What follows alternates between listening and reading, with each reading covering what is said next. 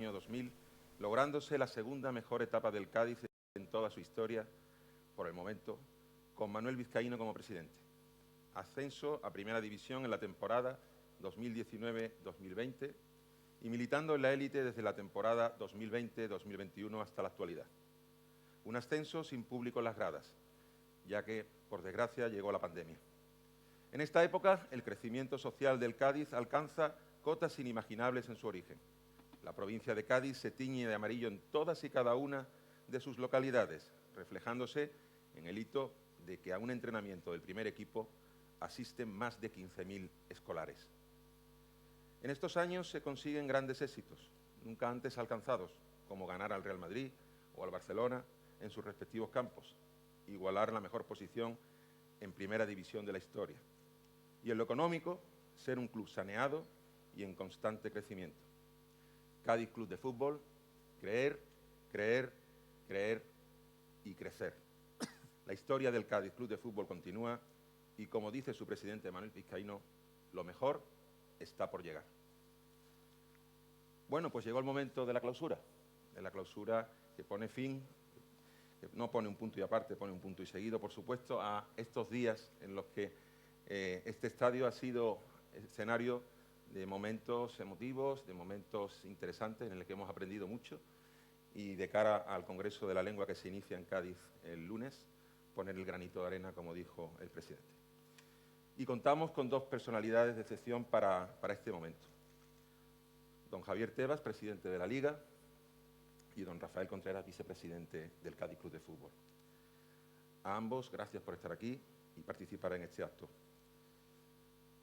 Bueno, pues después, como decía, de esta jornada intensa y llena de emociones, vamos a darle la palabra para que saluden tanto a Javier como a Rafa y vamos a iniciar un pequeño debate acerca de lo que hemos vivido estos días y también para hablar del futuro. Así que, Javier, buenas tardes de nuevo.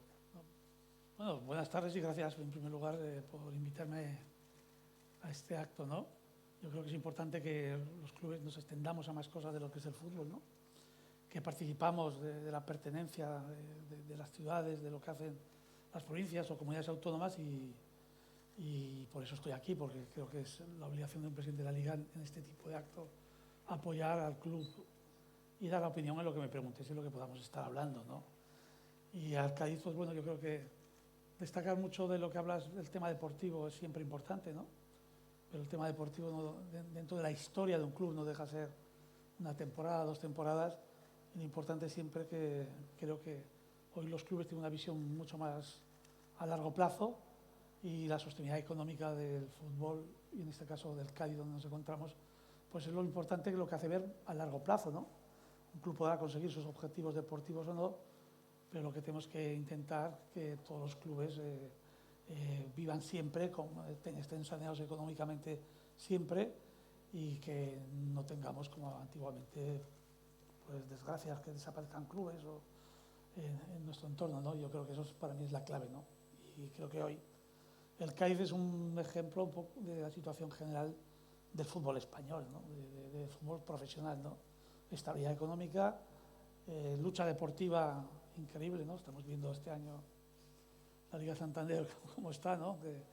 Que por lo menos este fin de semana no tendrás mucho sufrimiento, por lo menos podrás disfrutar de la familia, porque no se disfruta cuando hay fin de semana durante toda la temporada, pero tal como está esta, parece que ya son finales lo que se está jugando cuando quedan 12 jornadas, ¿no?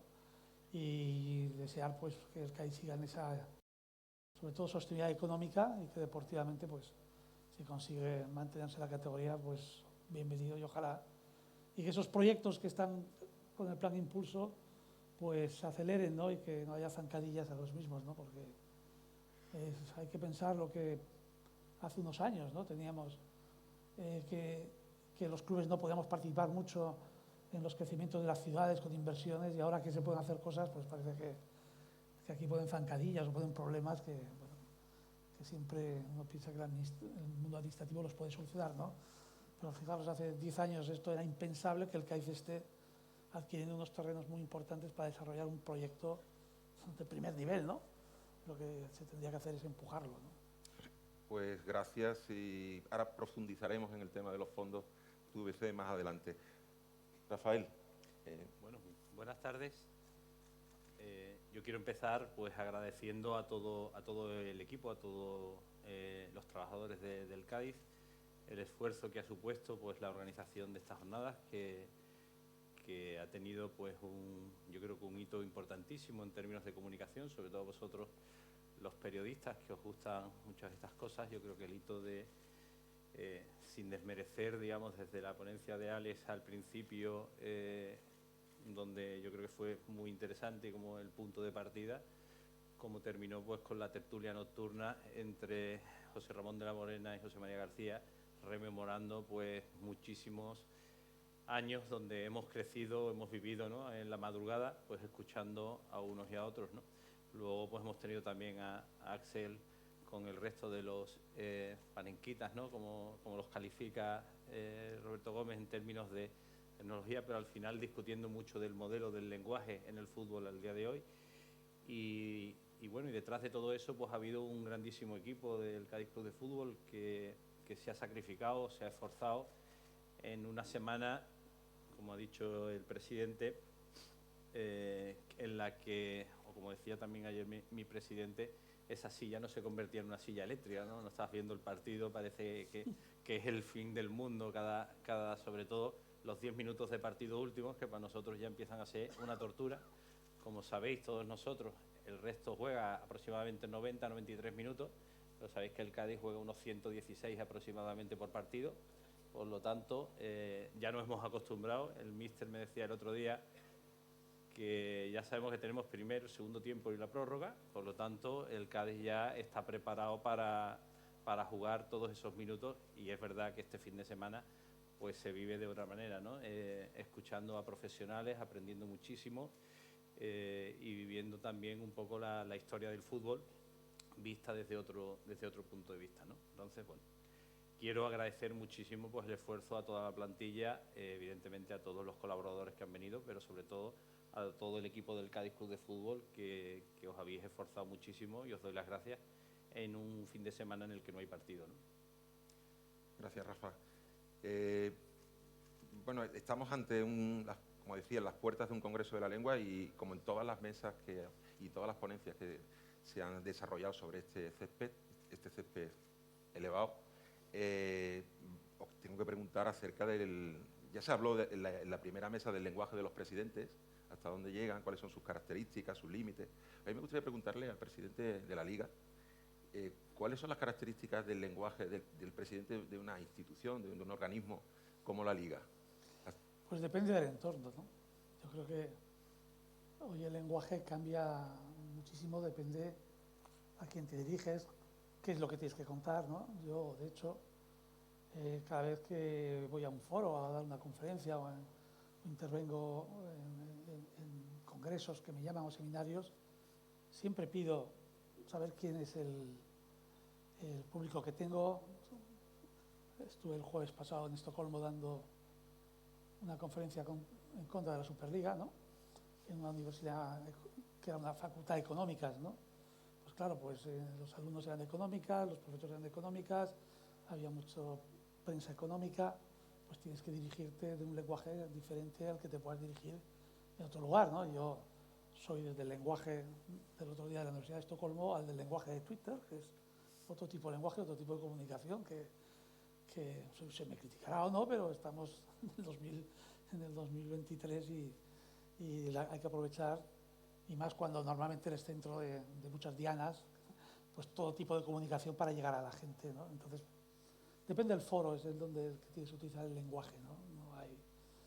No es lo mismo incluso cuando tienes que hablar de los asuntos que nos están ocurriendo estos días, sobre todo del tema de Negreira, pues el lenguaje que tienes que utilizar a veces no tiene que ser muy técnico jurídico, como podría utilizar yo en mi condición de abogado, ¿no? Tiene que ser un lenguaje que entienda a la gente lo complicado que es y las consecuencias reales de los hechos que han pasado, porque si no, según dónde vas de este sitio de España, en un sitio parece que no ha pasado nada, en otro parece que se ha incendiado todo, ¿no? Entonces tienes que utilizar un lenguaje pues más explicativo, con poca técnica jurídica, o desarrollando la técnica jurídica en un lenguaje más coloquial.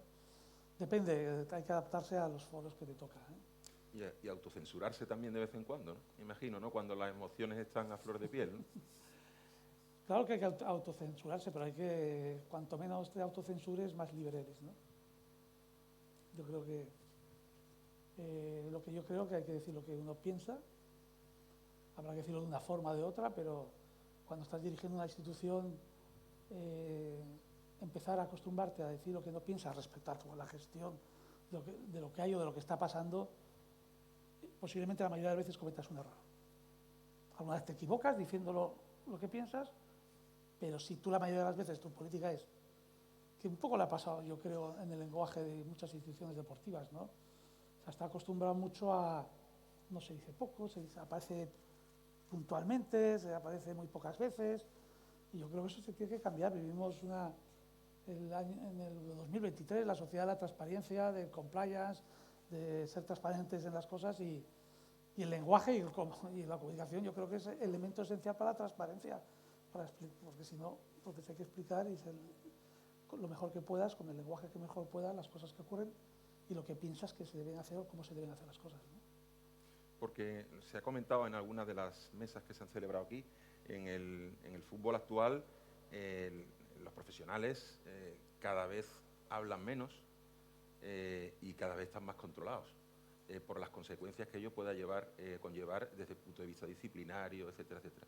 ¿Vosotros consideráis que existe demasiado control sobre los profesionales, sobre su forma de hablar, de expresarse y sobre las declaraciones que hacen, que debería ser un poquito más como antes, en el que, hombre, no digo que cada uno pueda decir lo que quiera, pero que era más fácil acceder a los profesionales, a entrevistarlos a la salida del campo, no sé.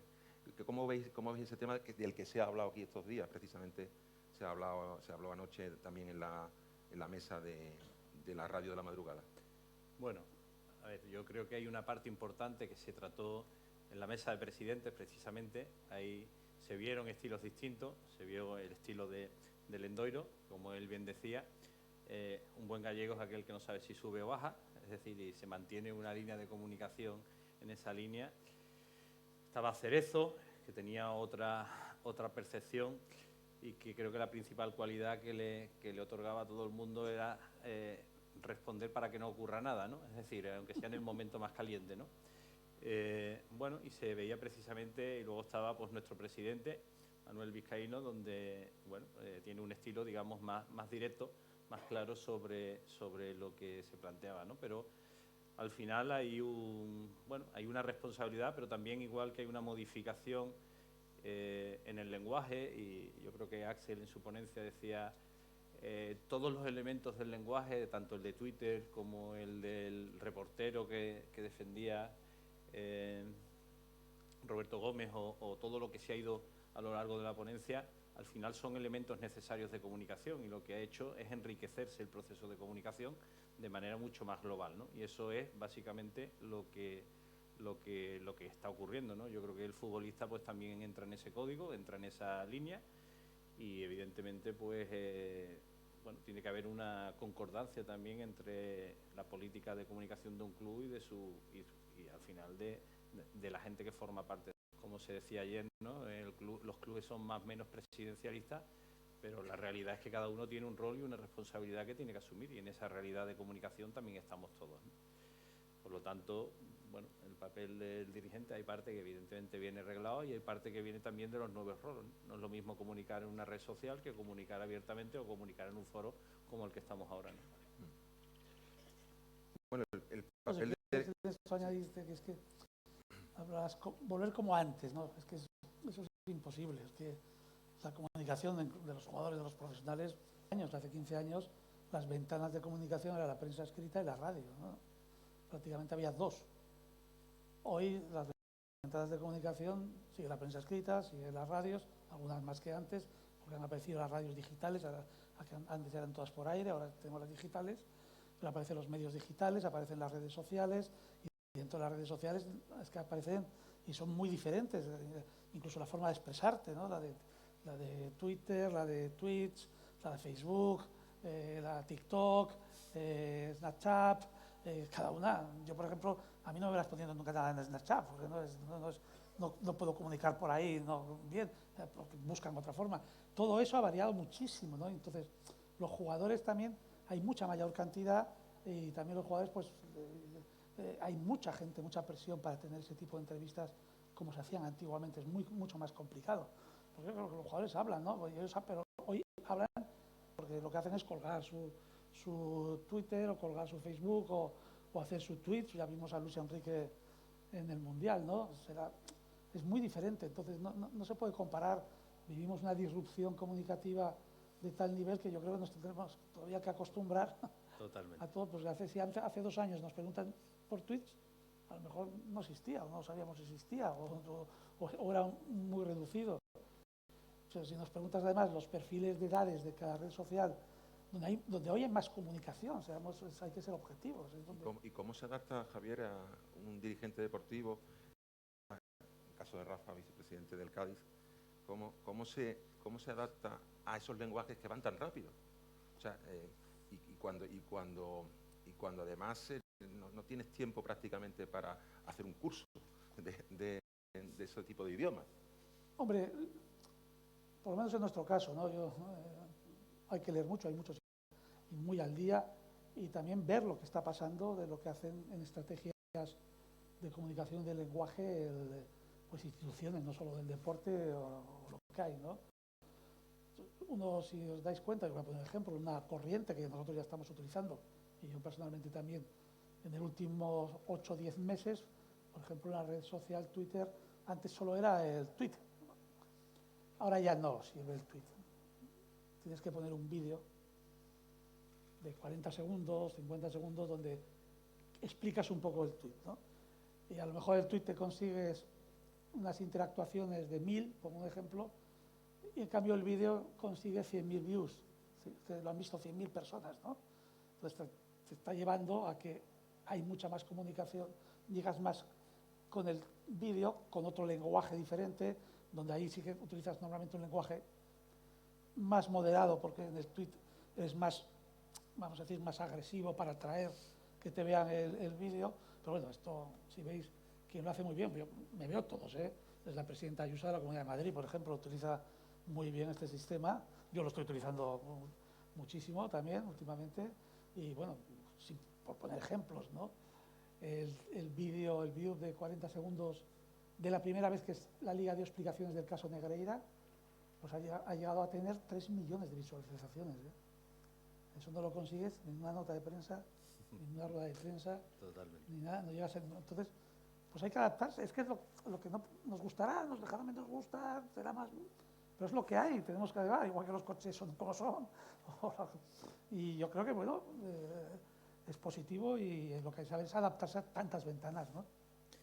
Bueno, yo creo que hay una realidad que en el fondo viene a pasar lo mismo, ¿no? Hace un ratito, Hugo Vaca, a raíz de una de las ponencias, me decía que creo que era a raíz de la de Roberto Gómez, que atracaba a los jugadores en el banquillo una vez que estaban tal, ¿no? Decía que le acababan de cambiar, que él estaba mosqueado porque le habían hecho el cambio, entonces empieza a meterse con el entrenador, básicamente le viene a decir que las alineaciones se las hacía el diario, ¿no? Al entrenador, ¿no? Entonces, claro, esto lo escucha, lo pone tal, y al final termina con una multa de 100.000 pesetas, me decías, ¿no? Básicamente, que todavía le duele, es decir, todavía a estas alturas. ¿En qué año fue eso, Hugo, aproximadamente?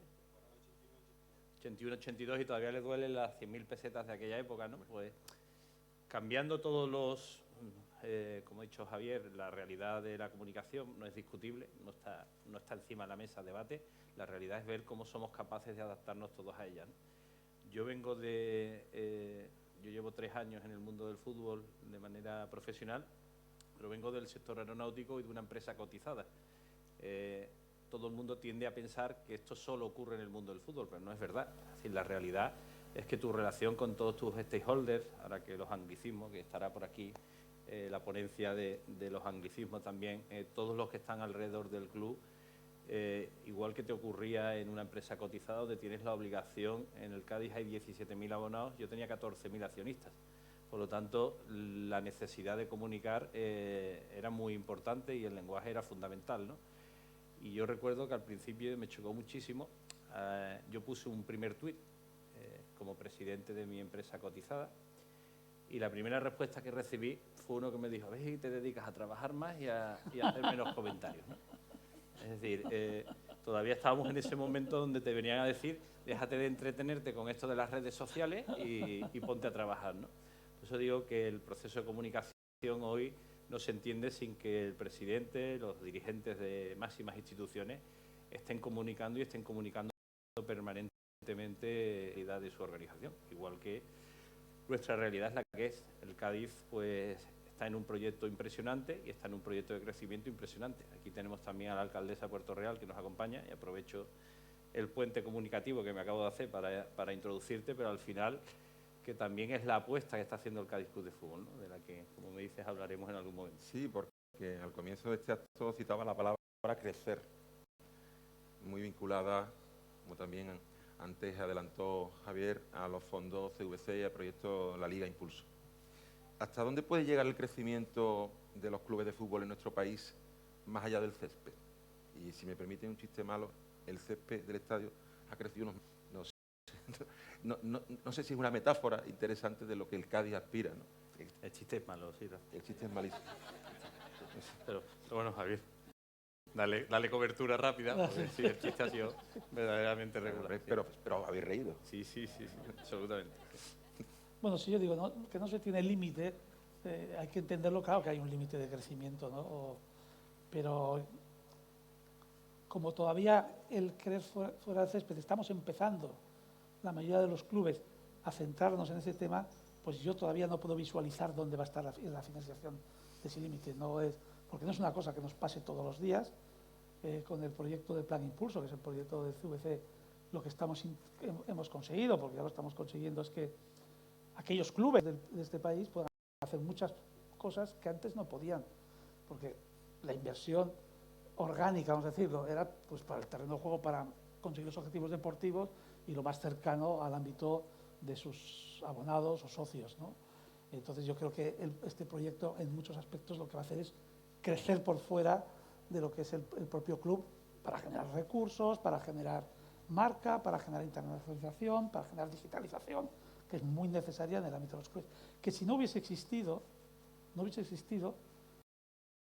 hubiesen tardado los clubes entre 15 y 20 años en hacerlo ellos solos, ¿no? Es que en el proyecto tan criticado, que por cierto ayer tuvimos una nueva resolución, hemos pasado a ir a la cárcel en agosto del 21, a que la audiencia provincial nos dé la razón de Madrid es verdad que es medida cautelar, pero ya va entrando bastante en el fondo del asunto, ¿no? Pues permitir que los clubes puedan, más con un 70% de la inversión destinado a infraestructuras, ¿no? Yo creo que es que además los clubes con una voluntad clara de hacerlo para crecer en eso es muy importante para el éxito.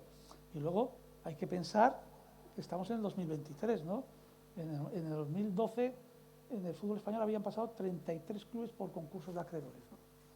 Que venga alguien, un proyecto, un fondo, ponga 2.000 millones de euros en el fútbol español, en aquellos que no son los grandes clubes, porque piensa que va a ser un negocio, que no pasa nada porque sea un negocio, porque yo quiero que vaya estupendamente bien, que les vaya muy bien, que ganen mucho dinero, porque significará que el 92% restante habrá ganado mucho dinero.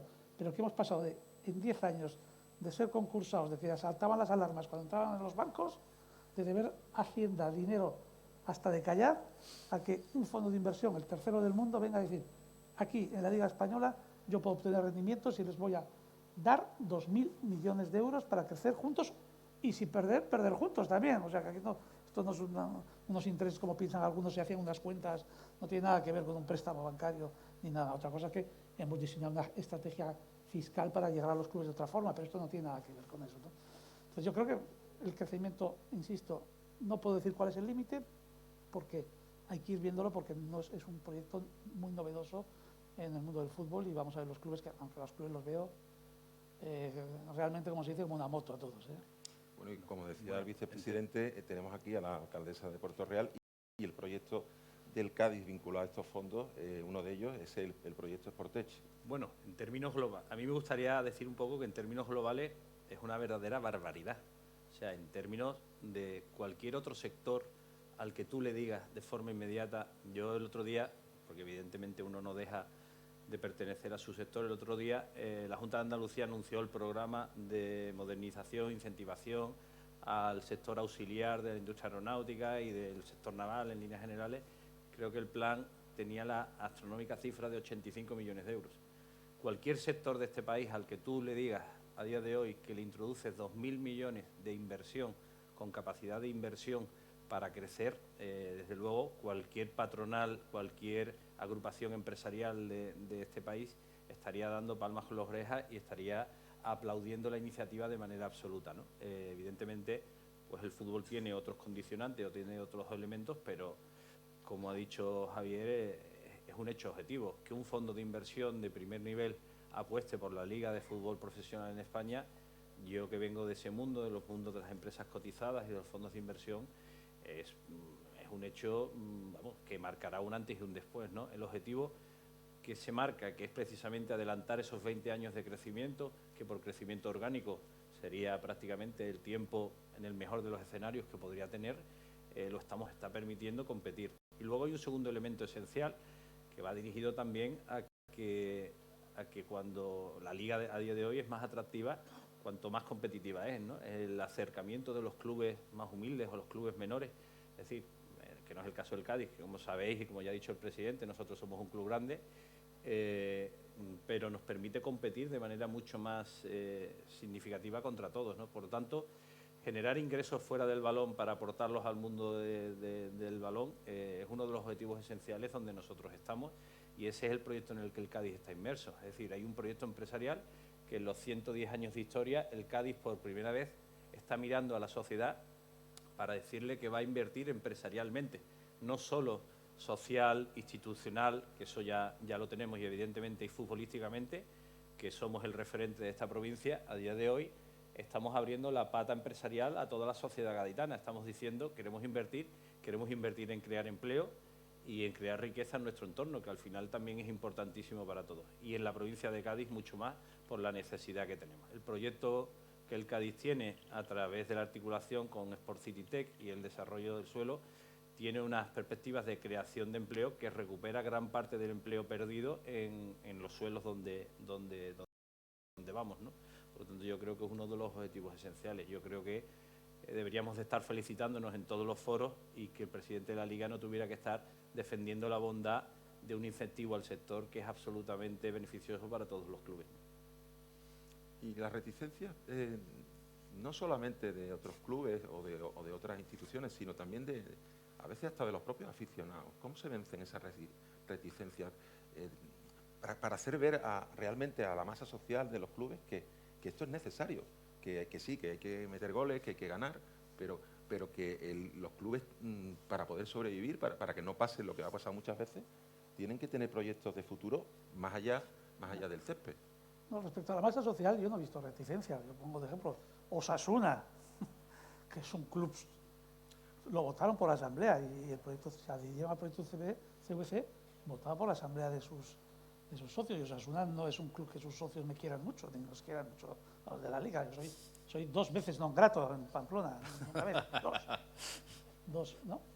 Y se adhirieron. O sea, aquí hablamos de comunicaciones, pues comunicando, explicando, y más bien por qué las reticencias de los grandes clubes españoles, hay que ser claro a este tema. Yo creo que sobre todo por el presidente del Real Madrid, ellos están en otro proyecto, que es un proyecto de la Superliga, y ese proyecto es más fácil que se consolide si tus competiciones nacionales son débiles, porque entonces sí que tienen la excusa para decir quiero más, ¿no? Y yo creo que, pues bueno, de ese entorno es el que sale la oposición, ¿no? Yo creo que hoy en El País, Jorge Valdano escribe un buen artículo explicando que el que uno no apoya a Florentino no deja de ser menos madridista o no, en ciertos criterios. Ya él hablaba del tema de la Superliga, pues yo creo que se posiciona todo lo que están aficionados vinculados a esos grandes clubes por un seguidismo hacia sus presidentes, ¿no? Pero no es verdad que haya un sentimiento general de oposición al tema CVC, sino en ese sector concretado, que ya digo, porque es la única razón fundamental. Yo no la entiendo de otra forma. Pero bueno, hace tiempo que nosotros tenemos que como liga e institución seguir trabajando, no estar sometido a lo que nos digan terceros, porque si no, no creceríamos. Mira, ahora me venía repasando unos datos, son sorprendentes, porque no pensaba que eran tantas. Tenemos 99 demandas del Real Madrid en la Liga, 99, o sea, no está solo la CVC, de las cuales 30 quedan en trámite, se han obtenido más de 60 resoluciones favorables, ¿no? Claro, si la Liga hubiese, como pasaba antes, ojo, que viene el Real Madrid o viene el Barça, y claro, no se puede hacer nada, no estaríamos donde estamos. Y son clubes, y son nuestras locomotoras, y nosotros sabemos lo que tiene que ser en el fútbol español, son las locomotoras del fútbol español, pero claro, lo que no pueden es obviar a todos los vagones de trenes, vagones que tenemos, y decir, oye, mira, después de estar 90 años con todos, que me habéis hecho grande también, voy a soltaros y os vais a excursión, y yo me voy a buscar otros vagones, o me voy a buscar otras locomotoras al fútbol europeo. No puede ser, es que no puede ser. Presidente, y de lo que conoce del proyecto del Cádiz, me gustaría aprovechar tu presencia aquí para que me dijeras que lo que has leído, lo que has oído, lo que te han contado, ¿cómo lo ves el proyecto del Cádiz para una ciudad tecnológica del deporte? Bueno, desde la primera vez que lo vimos, este proyecto de la Liga de Impulso, con reuniones semanales con todo el equipo que está detrás, pues nos llamó mucho la atención. Yo creo que de todos los proyectos de la Liga de Impulso de los clubes es el que más disruptivo, ¿no? Podríamos decir, ¿no? Porque muchos son pues, ciudades deportivas, otros temas tecnológicos, reformas de estadios, y aquí es un tema de una ciudad tecnológica, ¿no? Nos llamó y desde el primer momento apoyamos y estamos apoyando, ¿no?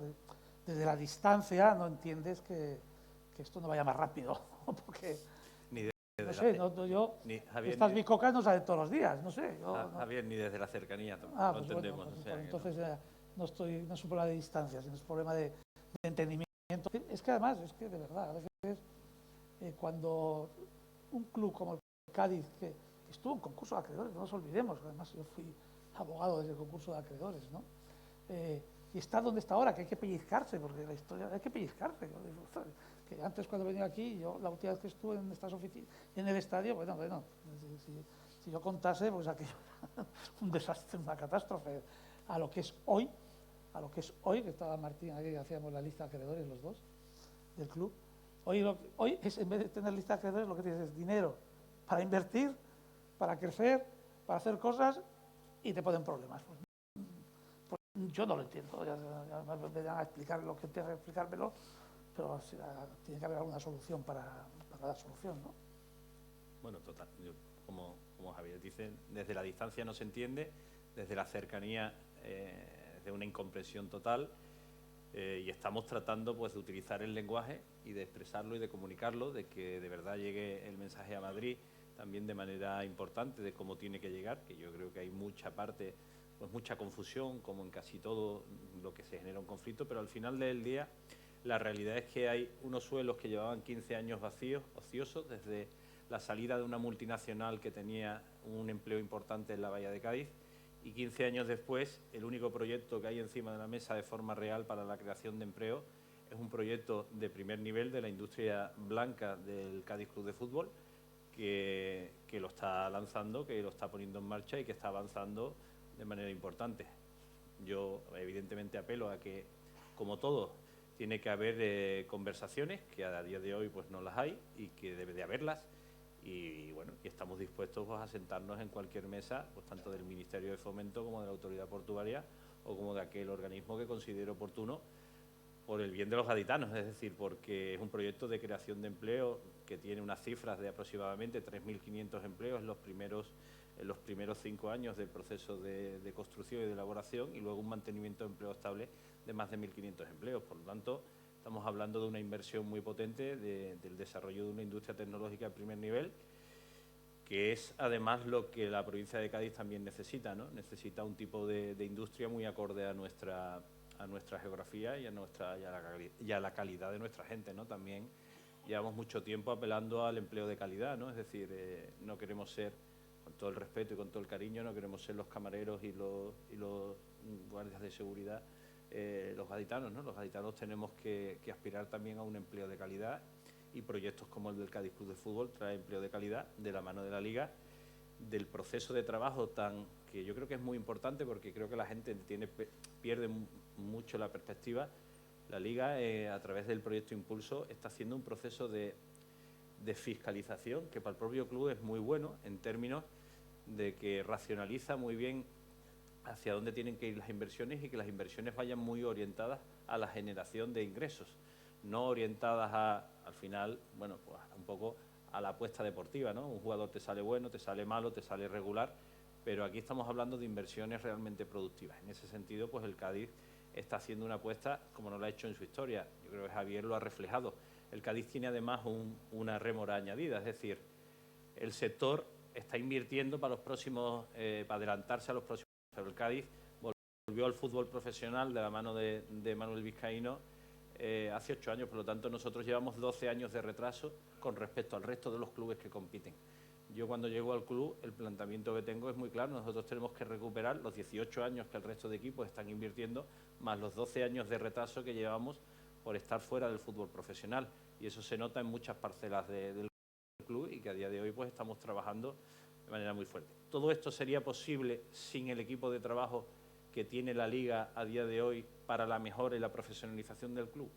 Mi respuesta es clara y taxativa, y vengo, insisto, de sectores en crecimiento como el sector aeronáutico, que es un sector muy rígido, de certificaciones de primerísimo nivel, y sin ese respaldo y sin ese apoyo, probablemente la industria del fútbol no podría en España crecer a las cifras a las que está creciendo a nivel mundial.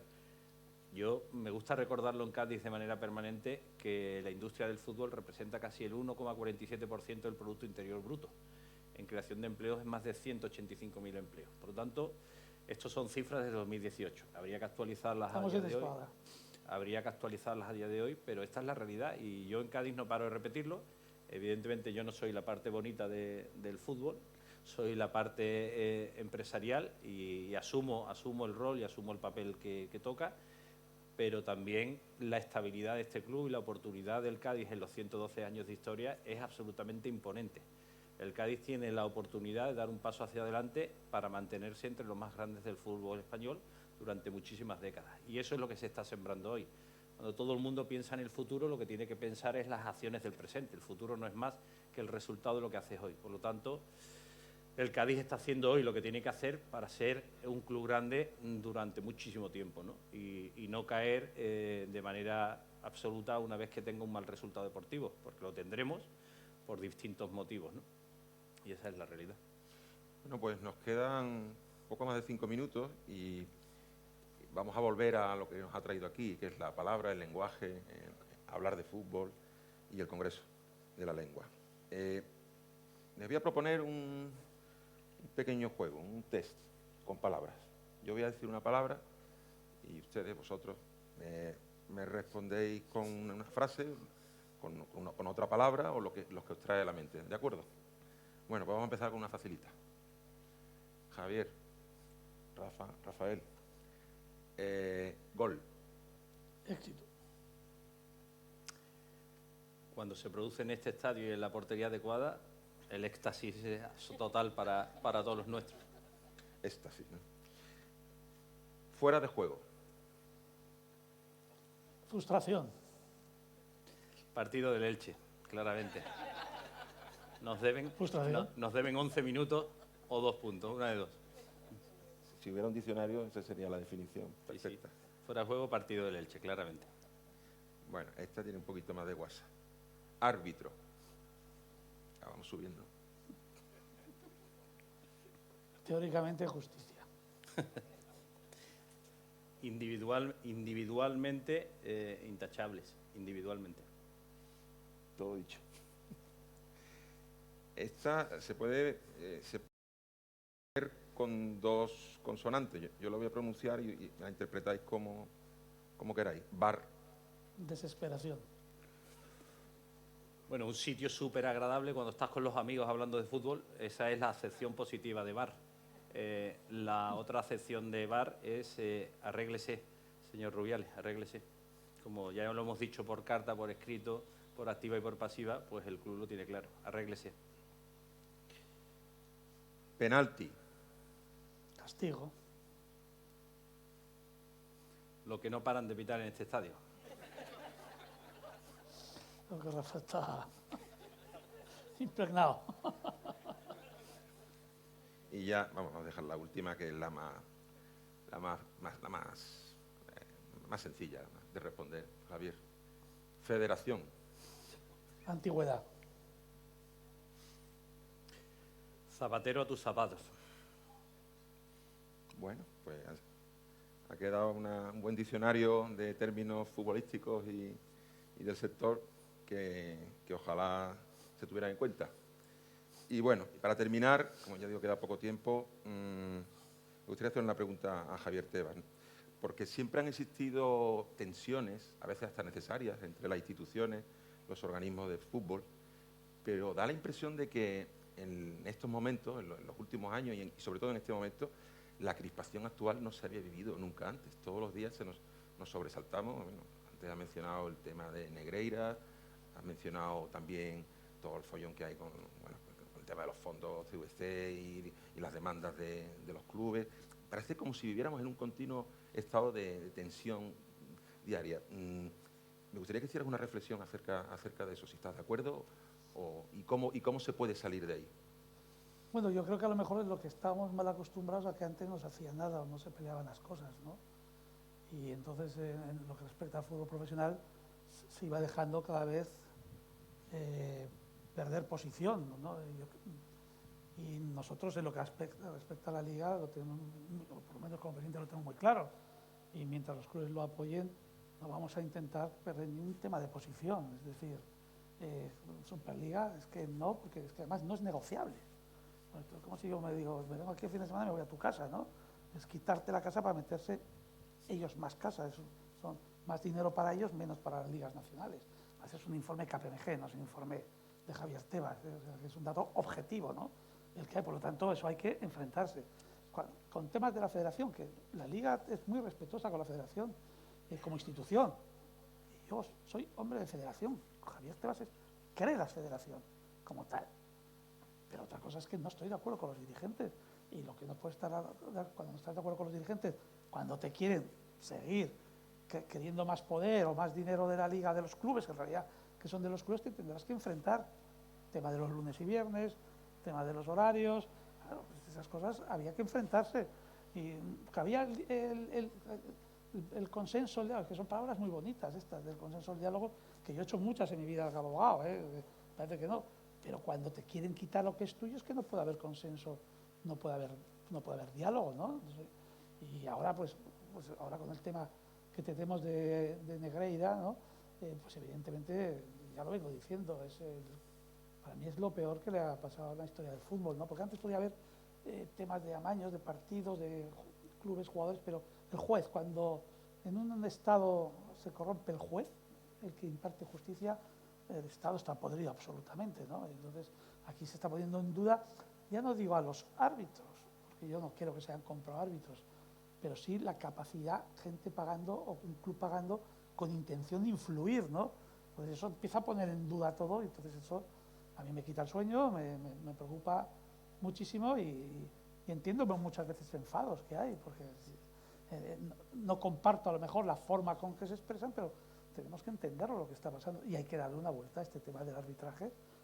También ayer o esta mañana, no me acuerdo, veía un vídeo del presidente del Real Madrid, Florentino Pérez, del año 18, que se está viendo mucho por Twitter, que decía una cosa que tenía toda la razón. Aquí, con Florentino estoy cosas que estoy muy en contra y otras estoy muy a razón.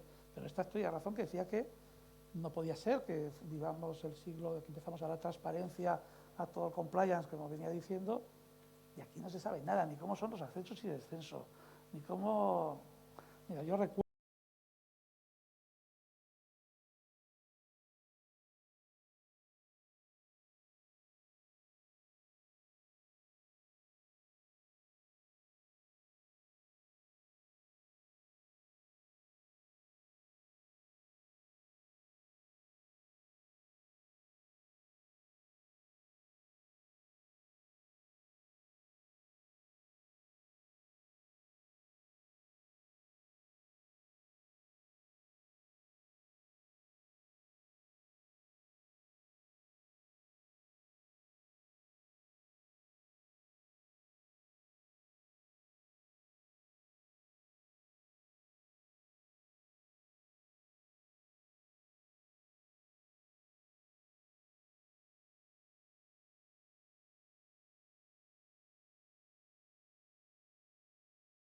Rafa, yo sí quiero hacer un comentario sobre esto y hago mías las palabras de un presidente histórico.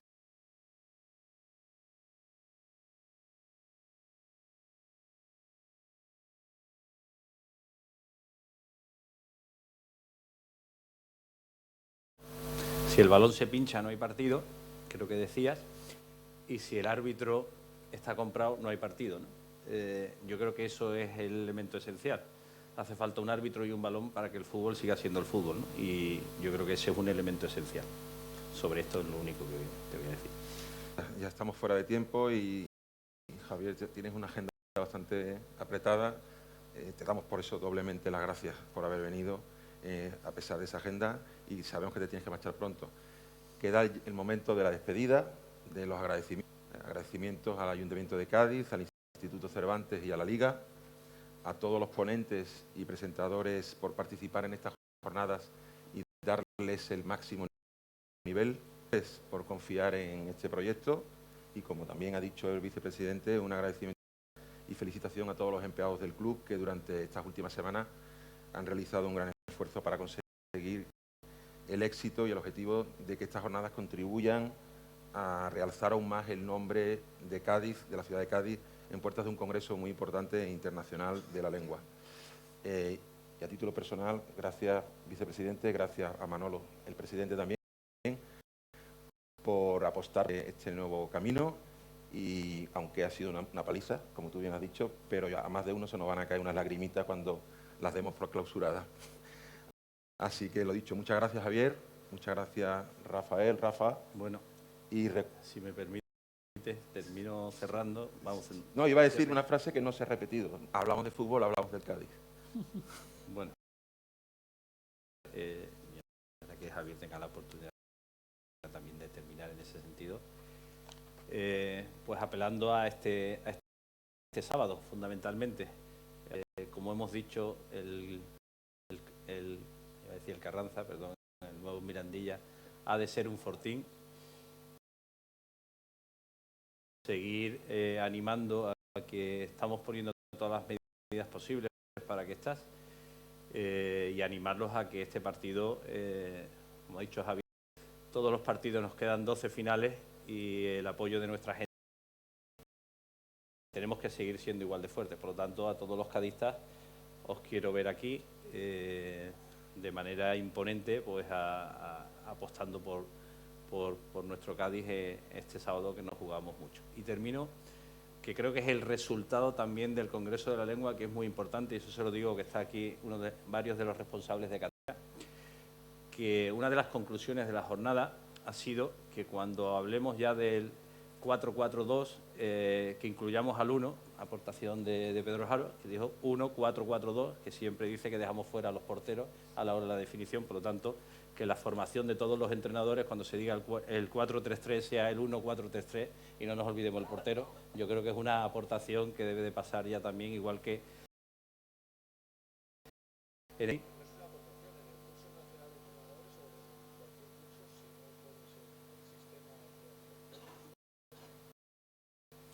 pero lo incorporamos a la comunicación, si os parece. Javier. No, dar los ánimos a todos al Cádiz, seguir por tanto de lo que es deportivo en la línea que estáis, ¿no? Tenéis nuestro apoyo todo para el proyecto del Plan Impulso, con esas trabas que tenéis, ya lo sabéis. Y en el tema deportivo, pues que sufráis lo menos posible. Ya sé que esto es muy complicado, que la silla eléctrica se convierta en un sillón, si puede ser, antes de la última jornada. Eso espero. Muchísimas gracias.